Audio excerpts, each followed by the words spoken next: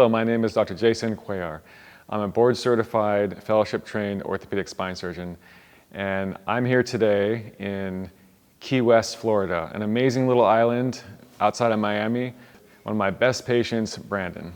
Hello. All right, Brandon, so I know you are a really tough guy, black belt in jiu-jitsu and everything, but the back pain was real. And can you tell me, how did that affect you, your activities, your lifestyle, and how did that affect your family? Yes, I can definitely expound on that a little bit because it was terrible and it was something that I dealt with on a day-to-day basis. And as you mentioned and alluded to, my family dealt with it also. My students, pretty much everyone in my life had some sort of ill effect from the fact that even the most rudimentary tasks and mundane activities were very, very difficult for me.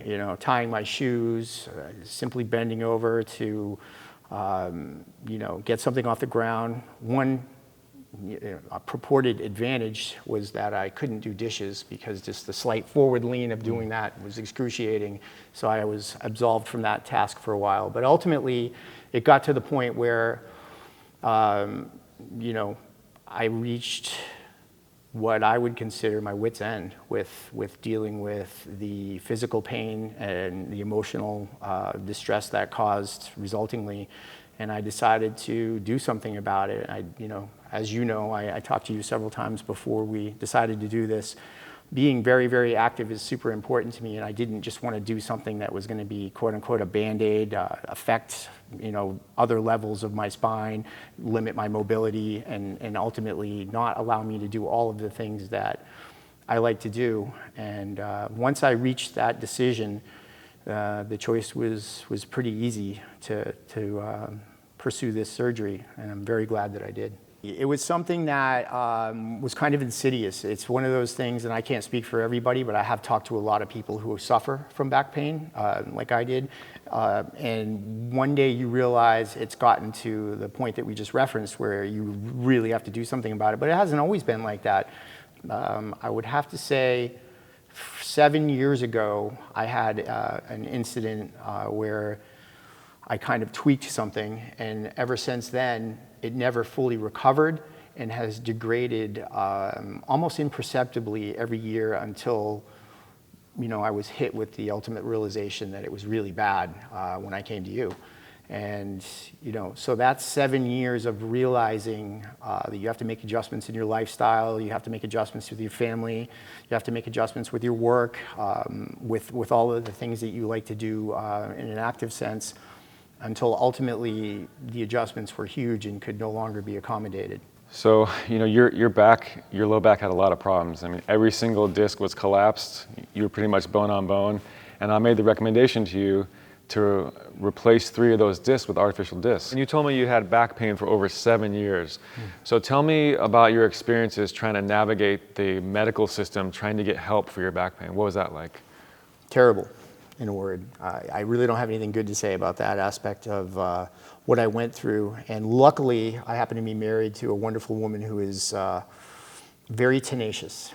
And she was able to track you guys down, and you specifically, after I went through trying to do a lot of research on my own about this procedure and similar procedures, and was fairly uncertain that I wanted to go through with it despite my level of pain, just because, if I'm honest, because of vanity, because of the risk factor involved in possibly coming out worse. You hear all these horror stories, and ultimately, as I said, when I got to the point where I knew I was going to do this, I had already made the decision predicated on your track record and reviews of procedures that you had already done, and I made peace with the fact that I was going to be going, quote unquote, under the knife. But leading up to that, to answer your question succinctly, it's not easy to do. You have to be motivated, and I think one of the ways that you're motivated is the level of pain is not worth living with if you can wind up like I currently feel. It's true. It's just all the way I feel. Was it a hard decision to make, after I made that recommendation of the 3-level disc replacement, which is it's a pretty big surgery, and it's very scary for a lot of people. It all depends on your mindset and where you're at with being fed up with the amount of rehabilitation that you're experiencing in your life. And for me personally, it was getting debilitating. I would try to teach my class here, and I would be able to do some of the techniques, but I was kind of shortchanging the students because I would have to do certain things and not do certain things. And in my personal life, picking up my kids, as you said and alluded to earlier, I'm a pretty strong guy, and I've set state records in powerlifting, and ultimately for me to think about being less than or weak was terrifying.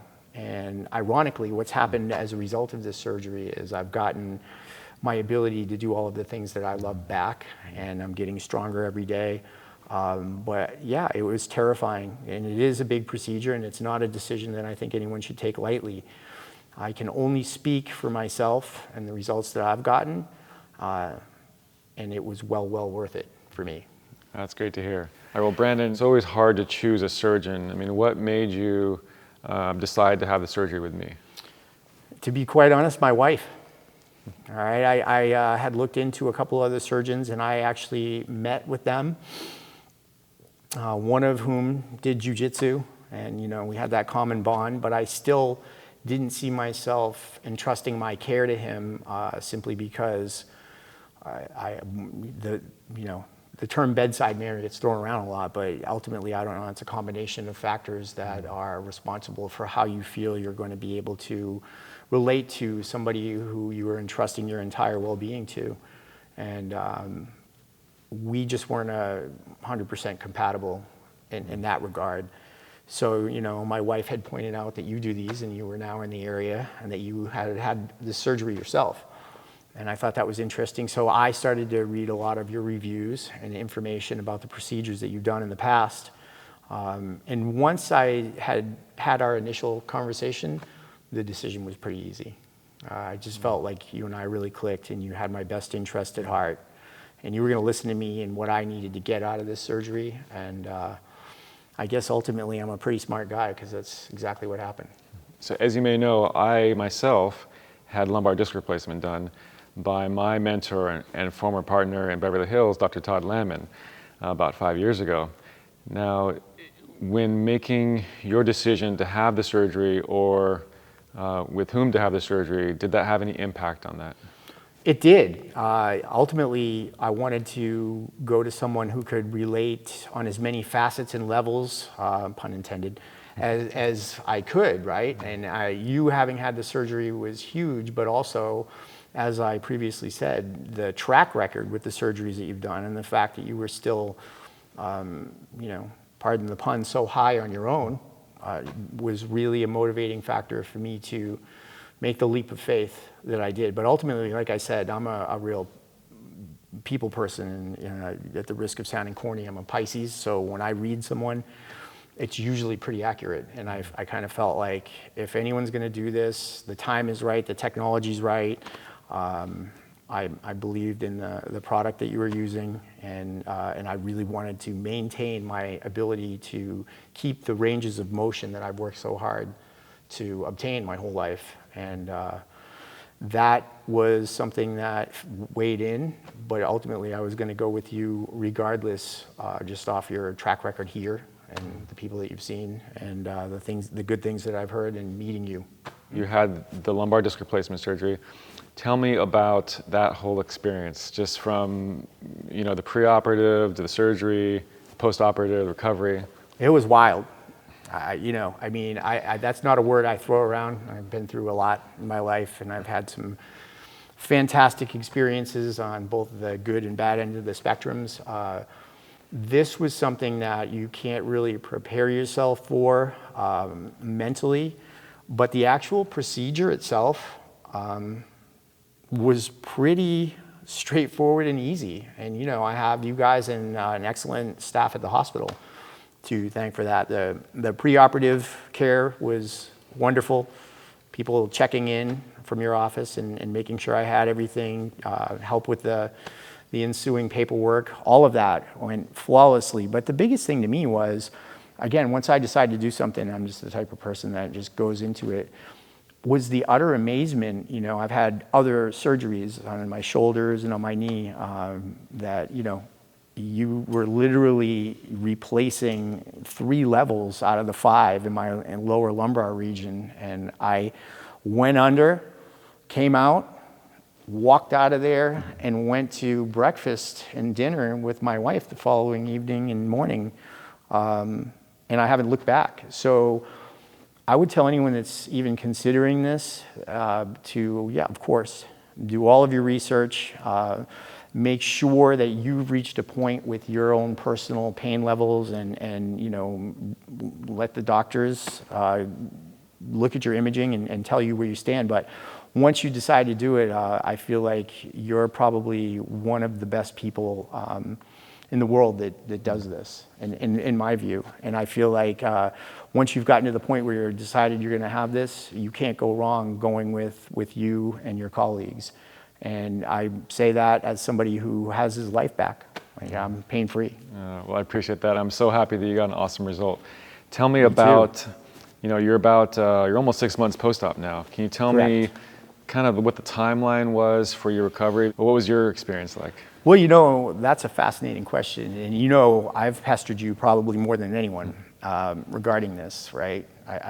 Ultimately, I think it is an individual thing, but it's funny, Jason. My wife and I were wondering, like, when I looked at your timeline online, I'm like, how does he put this together? Like, really, this is such a generalized list of information for, there's so many variables that you have to take into account. And I think for me, all of it was pretty easy. I just am the type of person that really pushes himself. And I think when you do too much too soon, it feels like you are instantly aware of that. But I never felt like I was in jeopardy of the surgery failing or anything like that. It really felt more like I just was trying to push the curve too quickly.